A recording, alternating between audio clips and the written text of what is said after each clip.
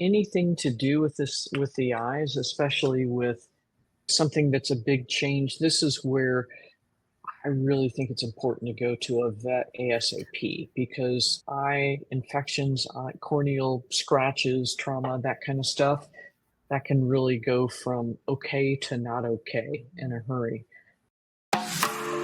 Hey, I'm Dr. Ruth Roberts, the original holistic pet health coach, and I am so delighted today because I have with me Rena Gressett, who is one of our very first students in the holistic pet health certification program. She is now a certified holistic pet health coach, and she has started into this work coming from working with pets as a pet sitter, working with rescue groups, helping people understand what they can do to support their own pets.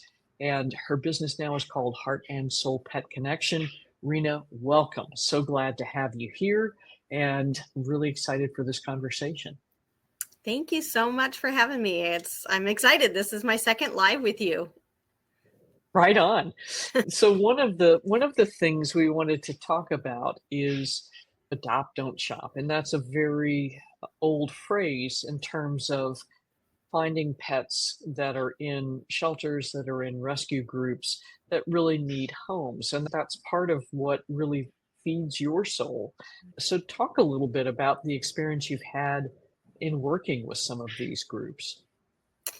Oh gosh, I started rescuing probably 2012. I started with my first foster, and it was to honor a dog named Rita, who was a little 10-year-old senior Chihuahua that I rescued.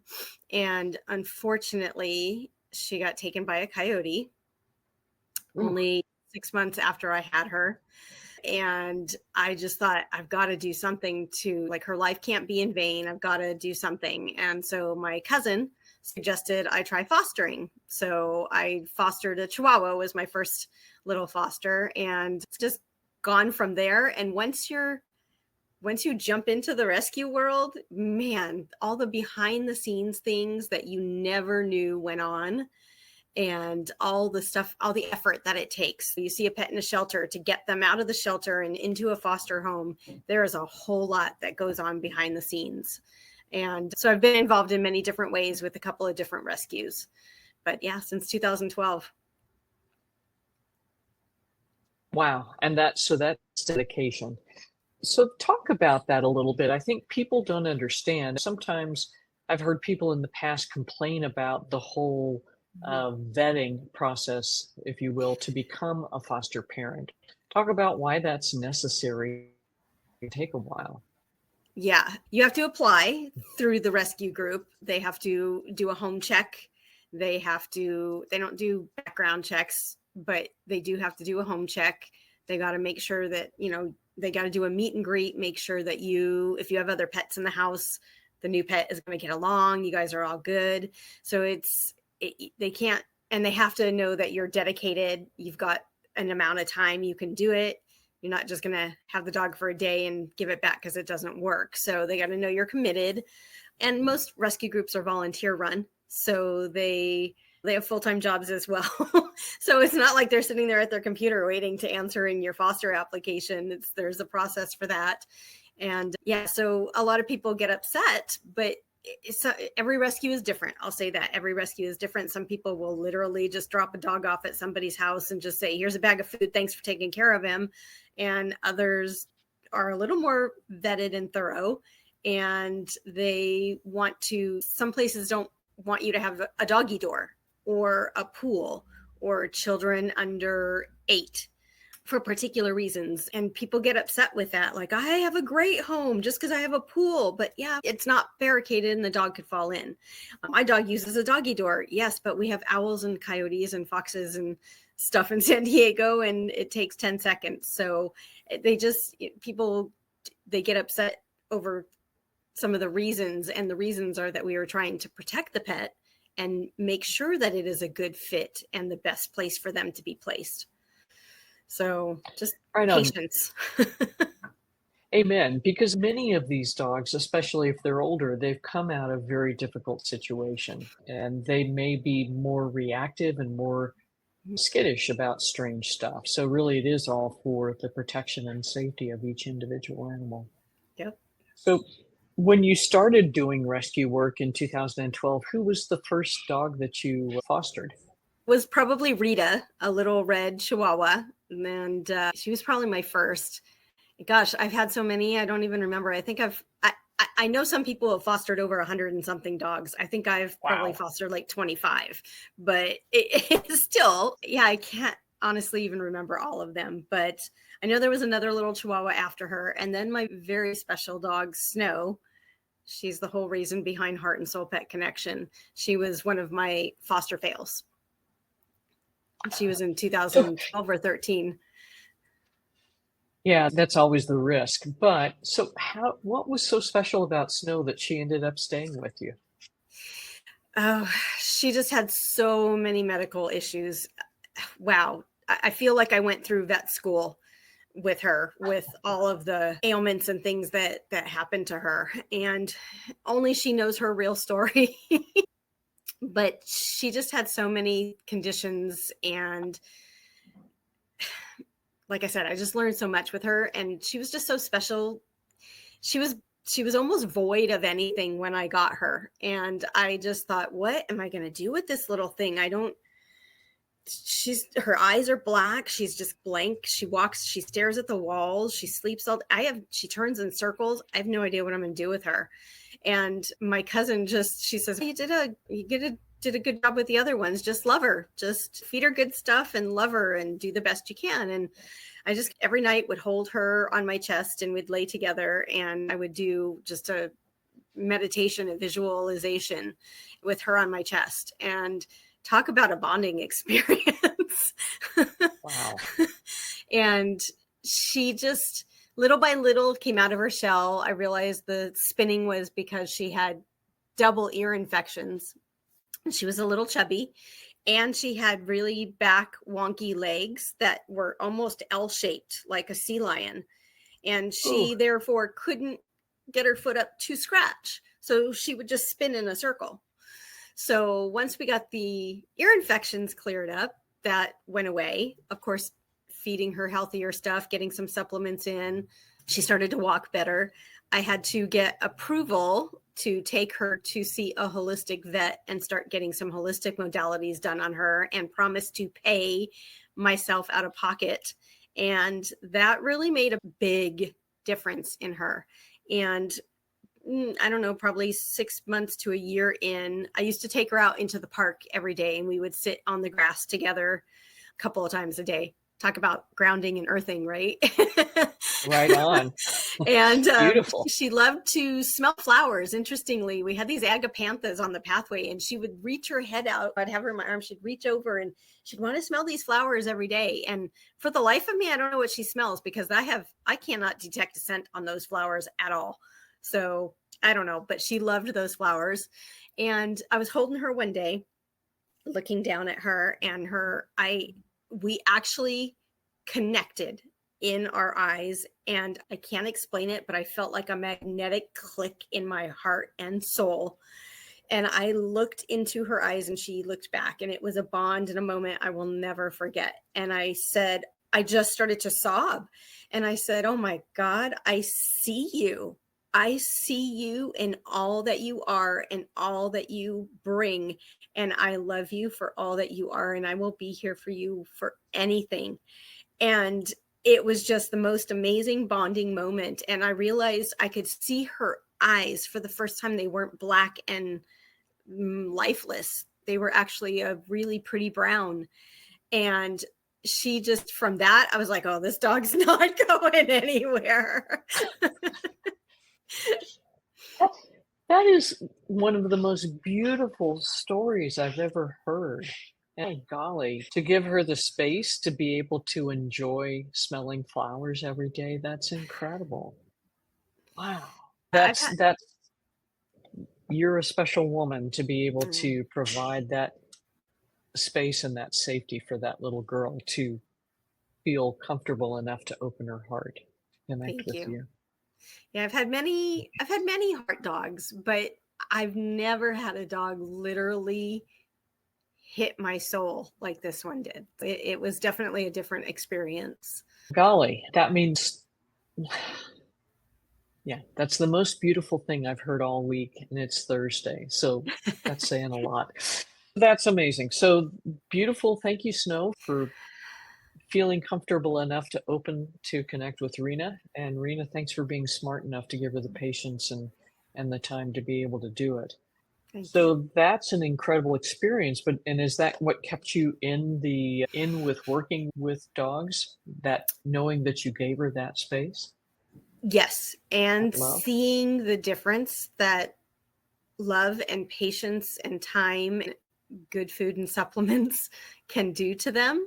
Literally watching their transition from being this just matted, messy, broken little thing to a dog who's happy and bouncing and has good skin and good fur and the ailments have resolved. It's just, I always say they're diamonds in the rough, and you just need to find the right polishing agent and patience.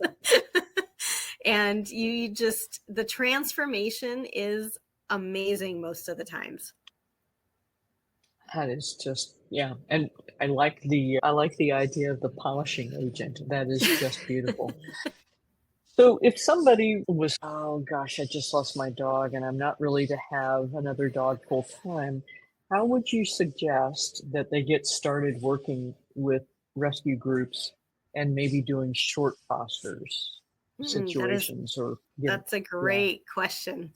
And interestingly, the topic of grief keeps coming back into my life frequently, helping people it just keeps coming back around. So I know I'm supposed to be doing something in there related to that as well. But I do tell people frequently when they've lost a pet, but I'm not ready for another one, or I don't know, or I always suggest fostering because for many reasons. Gets a dog out of a shelter. It helps a dog. It helps you heal. It gives you a place to refocus your grief in taking care of another one. You can't be in heavy grief and take care of someone else at the same time. So it helps you with your grief and your journey, but it also is like taking a trial run. I don't know how else to say it. If you've thought, Sure. I've always wanted to maybe get a beagle one day, right?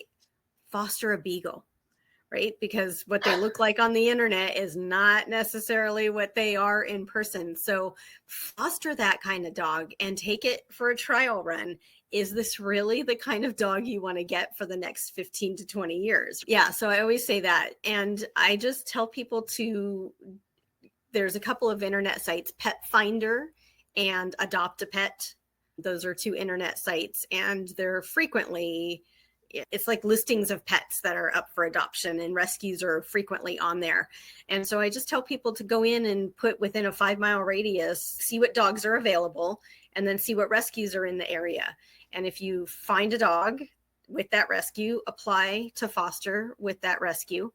If not, if you're on Facebook and you see whatever Lionel's Legacy gets spoken about a lot, go check out their website and file a foster application. But a lot of people, and I was the same, I thought fostering, oh my gosh, I have to be in a commitment for maybe a year or 2 years, and yes, sometimes that happens. The dogs stay a while, but not always. Sometimes it's a couple weeks, couple months. Some rescues need vacation fosters.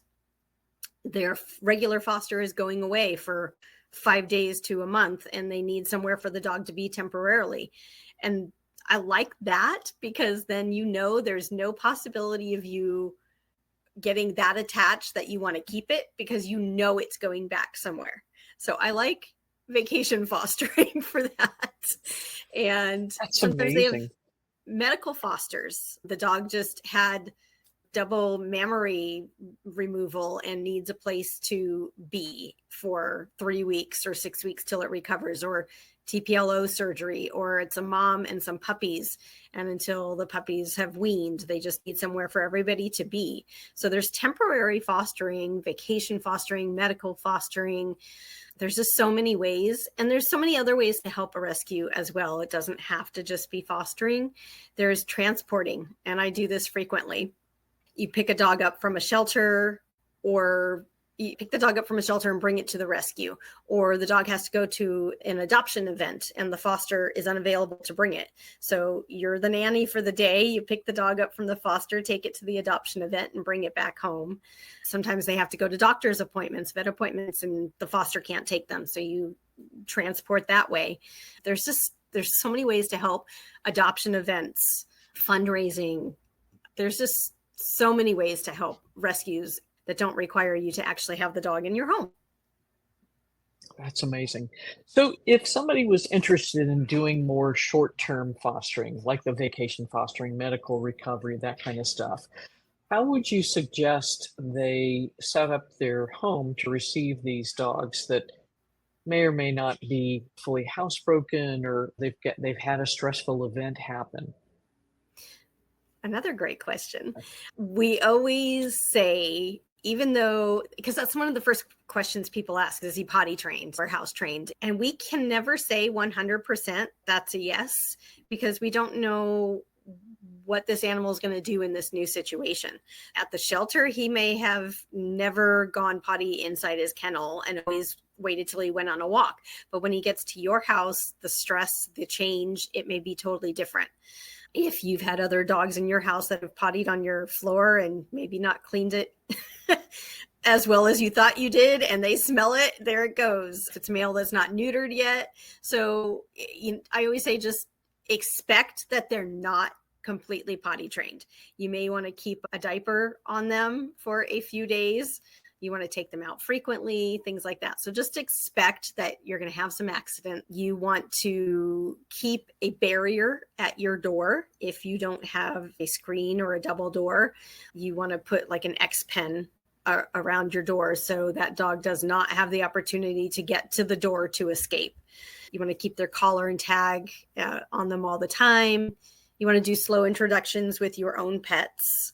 You want to you should have already had a meet and greet outside of the home just to see if you're a good match. And then just don't leave them unattended. Keep them. Sometimes they need to be separated. They just need their space and time. And I would say that's probably the most important, is just patience. If the dog literally goes into one of the dog beds and does not move for 36 hours, just let it be. Don't force the issue. Don't try and get it to come out, pet it. Sometimes they just need to decompress and feel safe. And I've even noticed this in pet sitting, because I'm a stranger coming into their home. So sometimes the dogs just are like totally different with me than they are with their family. And they don't want me near them. They don't want me to pet them. But once I've fed them a couple of meals, we've gone to sleep, and usually together, and I have taken them out for walks and given them treats. It usually takes 24 to 36 hours for them to be like, oh, okay, you're cool. I can trust you. So just hold space, give them space, and be patient, and just keep them safe. You don't want them getting lost. Oh man, amazing. Yeah, I like Brian's comment. Or you can pet sit and then find your heart connection, like his Remo. So, yeah. Remo was a foster, and Right. he found a really good home for 2 years. And unfortunately, they had to give him back to the rescue for personal reasons. And when he came back, I told the rescue if he ever came back that I would foster him again. And I got special permission from my landlord, because I already have 2 dogs and I can't have more than 2. So I got special permission to foster him again. And it was very temporary, because as soon as Brian heard that he came back to the rescue, he was like, okay, that's it. He was meant to be mine. He's not going anywhere again. That's amazing. And how did you get started with pet sitting? Was that sort of an offshoot of the rescue work, or? Yeah. In, I don't know, 2015, I think my mom had a lot of health challenges, and I was working part-time and realized I needed some source of income. And with fostering and my own dogs, at one point I had 9 in my condo. Oh. And yeah, that was not okay.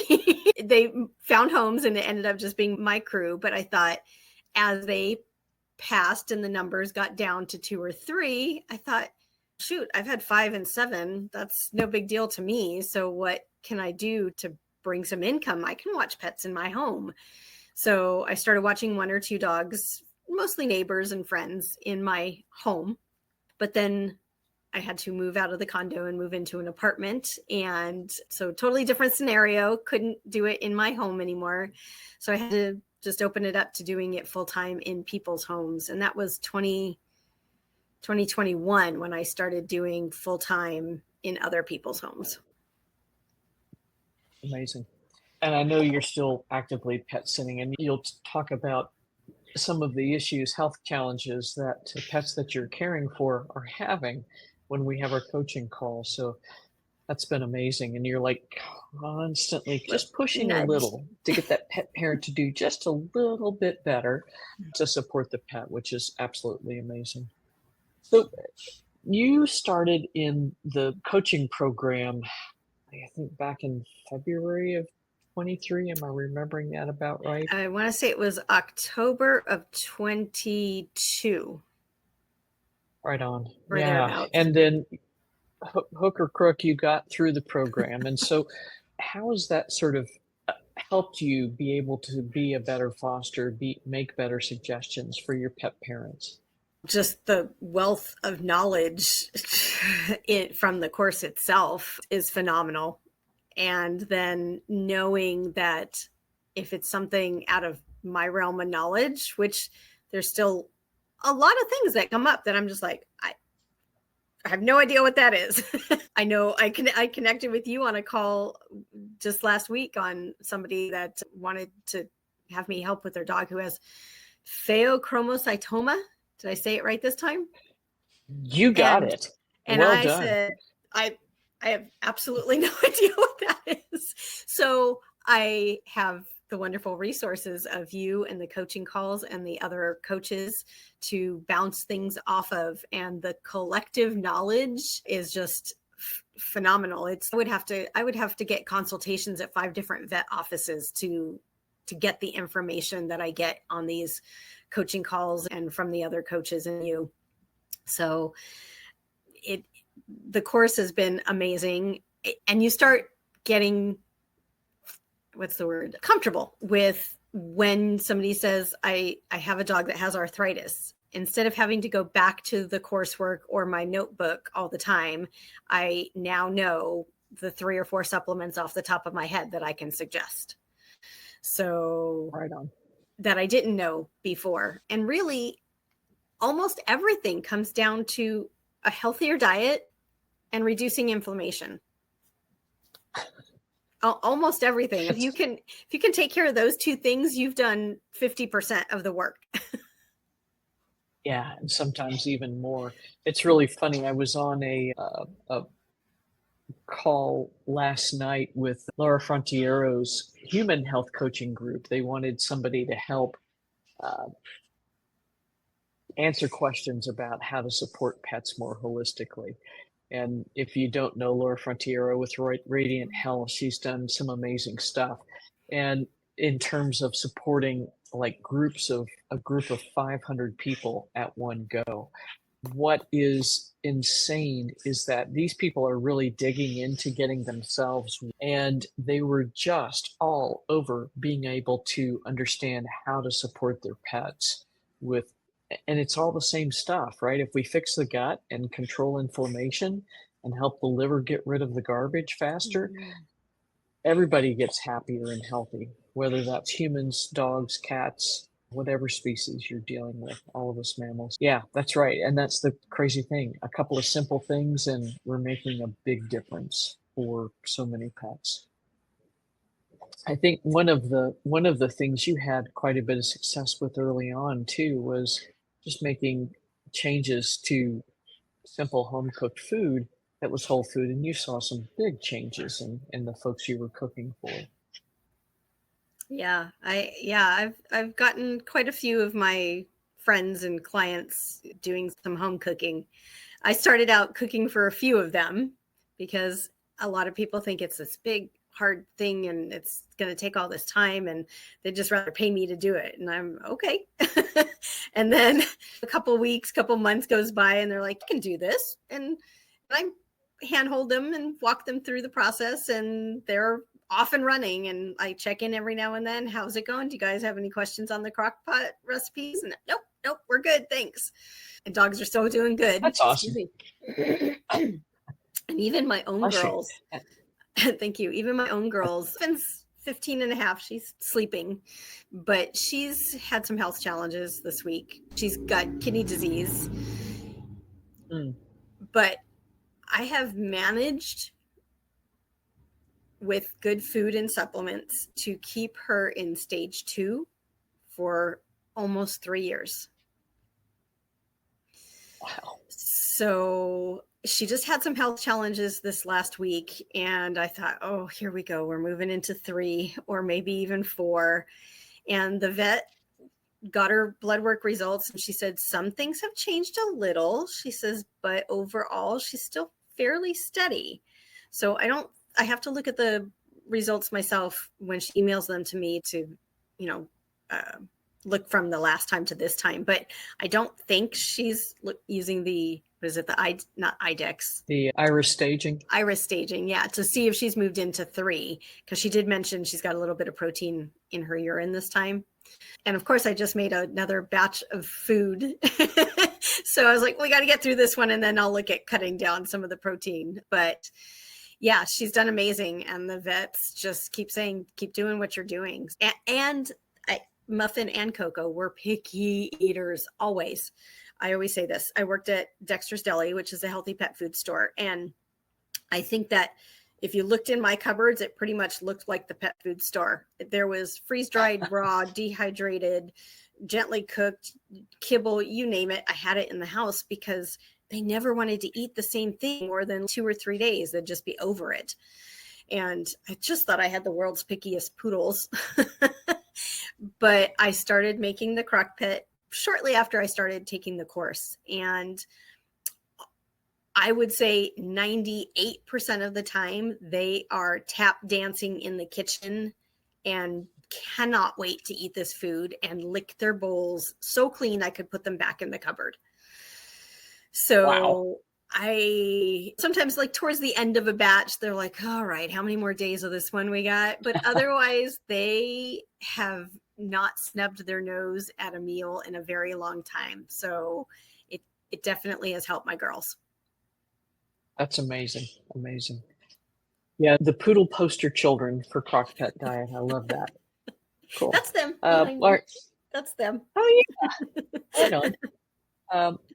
Cool. So what I'm going to do is actually jump over to Circle, where we have a free community for pet parents to get advice.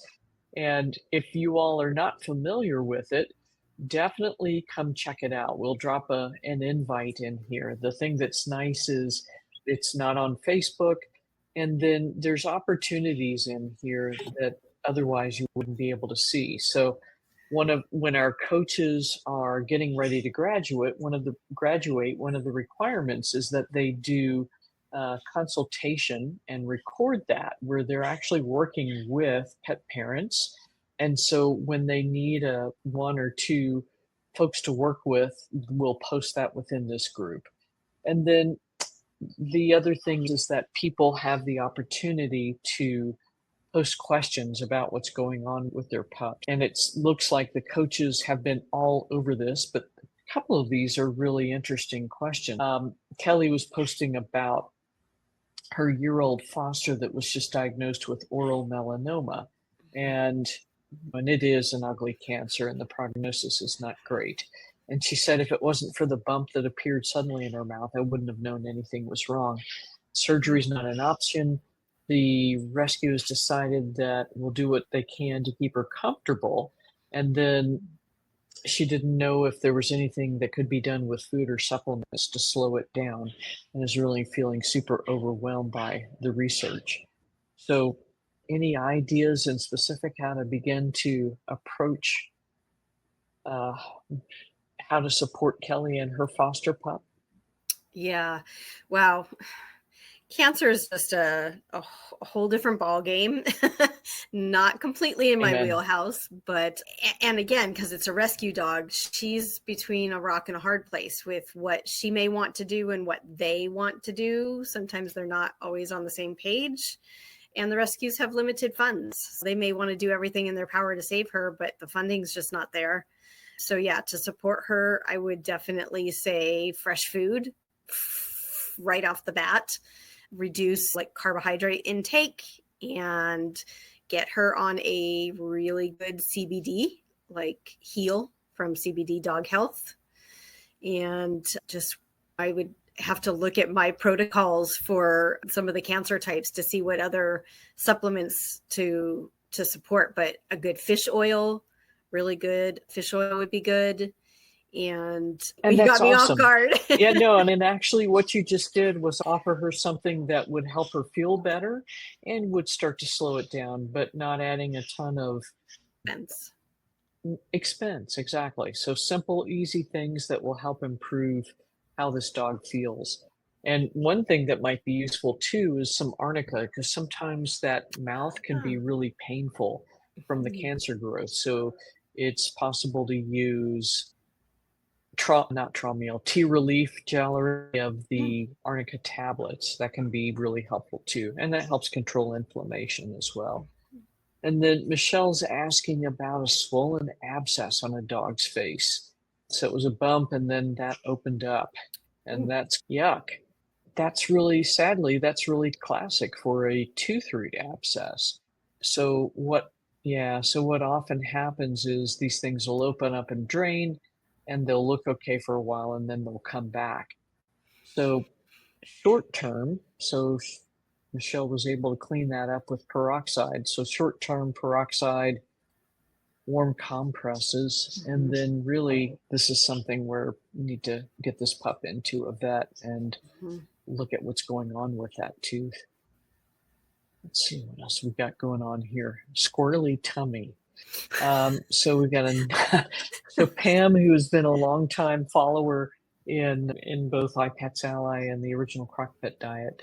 Her pup, Spirit, I think this is still Spirit, her pup has had an issue. He's usually had a great digestive tract, and then he needs to go outside earlier than usual, eats grass until she makes him go back inside.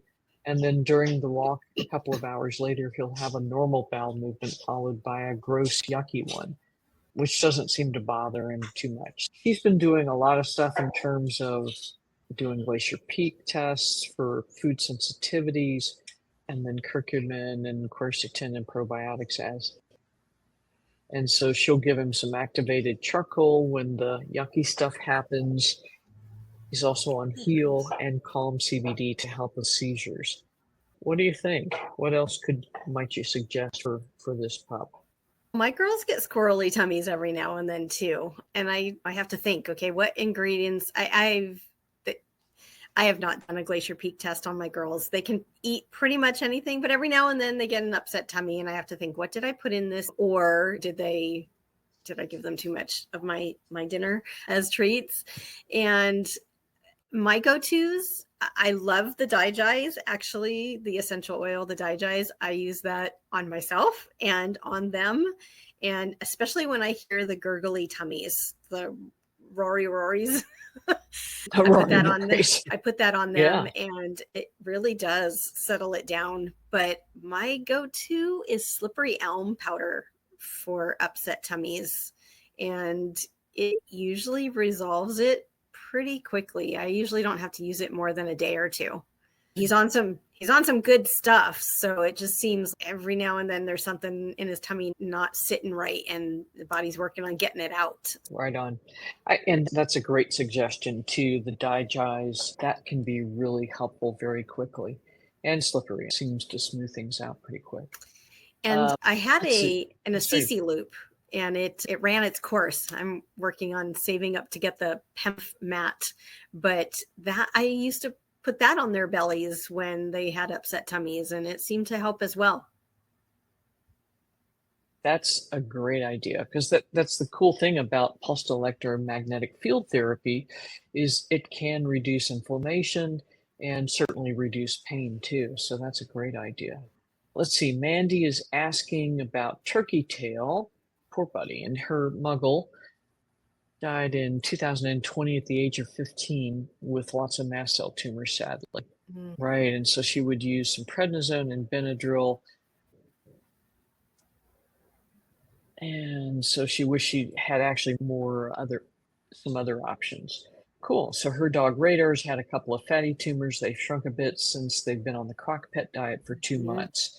So what do you think about that? Turkey tail is great, especially for hemangiosarcomas. What do you think in terms of mushrooms to support healing or staying healthy? There's a place and time for each mushroom, but I prefer to get a lot more mushrooms in than just individualized ones, because Right on. they all have a different job. They all affect different things. So, rather than taking 4 different mushrooms for a particular thing, there's a lot of good supplements out there that have multi mushrooms in them. And CBD Dog Health has their Myco Dog products. Vitality is a great one. I personally have used 4-Leaf Rover's 7 shrooms. Right on. And gosh, there's another one that just came to mind and I just forgot it. There's another mushroom. There's 5 Defenders. Yeah, that's the one. That's the one. 5 Defenders. Yep. Yeah. And that's it. And they're in all different forms. So whatever will work best for your dog, that's available out there. But you're absolutely right. I think the synergistic effect between mushrooms is really important. So how turkey tail got to be popular for cancer, especially, is there is a product called Immunity. And they did a study and showed that and this is an extracted product from turkey tail mushrooms, but they did a study and found some improvement in terms of hemangiosarcomas, and that's where medicinal mushrooms took off in the pet world. But it's not the only answer, and I think that you're right. You're better off using a combination product to support much better. Cool. For us, we've got time for yeah, exactly. So there's Evelyn looking for somebody to do consults with. And wow, there we go. Let's see. And then Sonia was asking about her Frenchie's eyes being dilated. So this is a situation, anything to do with this, with the eyes, especially with something that's a big change. This is where I really think it's important to go to a vet ASAP, because eye infections, corneal scratches, trauma, that kind of stuff, that can really go from okay to not okay in a hurry. And then, especially with dilation, that usually means something is going on in the central nervous system that needs some attention. Cool. And then, wow. Yeah, there's just crazy stuff going on out there. Poor sweeties. So let's see.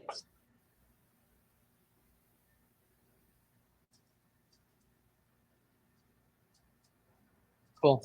So Magda's asking about her pup that's been dragging her right back leg, and then when she turns, she loses her balance. I think, Magda, and you've probably done this already since this is from the 14th of July. You've been to the vet and gotten some information. That's when we're really better equipped to help you. Once you've been to the vet, you've gotten some basics figured out, and then we can make some suggestions from there. So cool. Awesome. This has been fun, as always. Always great to see you. And actually, I get to see you again in October at the Feed Real event, October, I think that's 4th and 5th. So that'll be, so. Or 5th and 6th. That'll be awesome. And I think there's we're so many good try speakers. to do something. Yeah, it's a whole 2 days of education. And then we're going to try and do something Friday evening before the event for the coaches. Yeah, because I think we've got at least 8 or 10 people coming out for that. So that's going to be awesome. We're going to be doing an event in Chicago on September 8th. And I think, are you able to get out for that event? I know that's No. a haul for you. Yeah. We've got some really cool news coming up on that. Working with Amy Renz with Goodness Gracious. And I think we're going to have some really fun stuff going on, both for the coaches and the pet parents. So if you're in the Chicagoland area, like Audrey, one of our graduates, raise your paw, and we'll get you some more information as we get that over the next couple of days. Cool. Rena, again, thanks so much for spending time with us today. The story about snow was really awesome. And thanks for sharing your insight on how to be a good foster, understanding kind of the ins and outs of it. And again, for those of you that may be in the San Diego area that need some help supporting your pets, you can find Rena on our website at this page. But do you have a Facebook page or a I do have a website where Facebook. they can find you too? I have a Facebook group Cool. page, and it is Heart and Soul Pet Connection on Facebook. And same for the website, heartandsoulpetconnection.com. Hey, cool. Sorry, my stuff is going crazy. Cool. Well, have a wonderful rest of your day. Again, thank you so much for spending time with us. Thank you And for having me. we'll see you soon. My All right. pleasure. Bye. Take good Thank care. you. Bye.